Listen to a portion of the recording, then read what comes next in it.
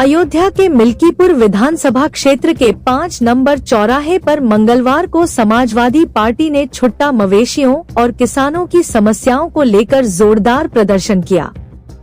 फैजाबाद अयोध्या के सपा सांसद अवधेश प्रसाद की अगुवाई में सपा नेताओं ने 7 सूत्रीय मांगों को उठाते हुए धरना दिया और राष्ट्रपति को संबोधित ज्ञापन उपजिलाधिकारी को सौंपा।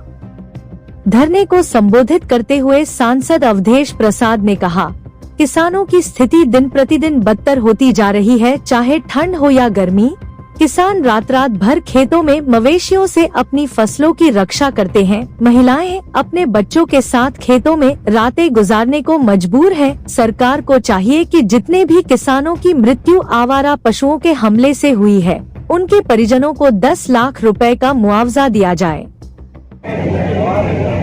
किसानों से किसानों की खेती को बचाया जाए और जिन किसानों को किसानों ने मारा है उनको आर्थिक सहायता दी जाए और यहाँ पर 84 कोसी परिक्रमा का निर्माण हो रहा है। इसमें किसानों की बेशुमार जमीन बगैर उनको मुआवजा दे ली जा रही है। ये एक मुद्दा है। ITI राजकीय ITI 3 में सिधौरा में खोला गया था जब हमारी सरकार थी। राजकीय औद्योगिक ITI इसको वर्तमान सरकार ने निजी हाथों पे दे दिया। हमारे धरने में ये भी मांग है कि इसको जो सरकारी स्वरूप था वापस किया जाए और निजी हाथों जो सौदा किया गया रद्द किया जाए।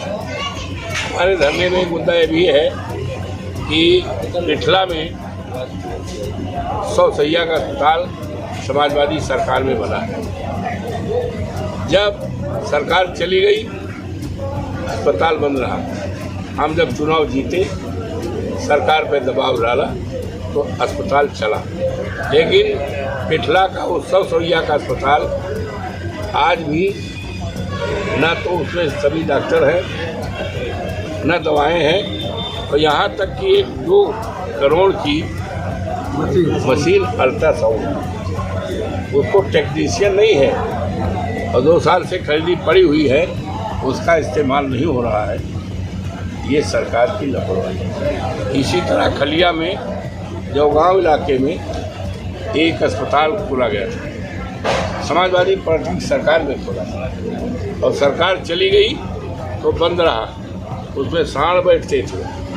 अब जब हम चुनाव जीते तो फिर चला, लेकिन उसकी भी अभी दुर्दशा है। यही नहीं, परसवा में राजकीय महिला महाविद्यालय करोड़ों रुपए की लागत से खोला गया। राजकीय महिला महाविद्यालय लड़कियों की पढ़ाई उच्च शिक्षा के लिए, लेकिन इस सरकार ने राजकीय स्वरूप हटा दिया और ये कह दिया कि अवध यूनिवर्सिटी इस कॉलेज का प्रबंधन करेगी। तो अवध यूनिवर्सिटी VC साहब के पास तो अपनी यूनिवर्सिटी चलाने का समय नहीं है, हमारे परसवा में कहाँ है। तो जो इसका स्वरूप था राजकीय महिला महाविद्यालय राजकीय, ये स्वरूप वापस किया जाए और जिससे ये डिग्री कॉलेज जिस मंशा के साथ हमने खोला है चले, यहाँ की लड़कियाँ पढ़ेंगी। इन मुद्दों को लेकर के ये और 7 तारीख को ऐलान किया गया है कि अगर इस पर पाबंदी न पाई गई तो 7 तारीख को दिन मंगल को हम बड़े पैमाने पर जन जागरण करेंगे और खेती बचाओ सांड खाओ, खेती बचाओ सांड खाओ का नारा पूरे क्षेत्र में गुंजायमान रहेगा और सरकार को मजबूर करिए कि हमारी खेती को बचावे, सांड को हटावे और नहीं तो सरकार को हटाए। बस अब हमारे अध्यक्ष जी गए थे, अध्यक्ष जी को भेजा था और तहसील में अनुमति के लिए, लेकिन उन्होंने अनुमति नहीं दिया। कहीं हमारे ऊपर बड़ा दबाव है, बहुत दबाव है, इसलिए हम अनुमति नहीं दे पाएंगे।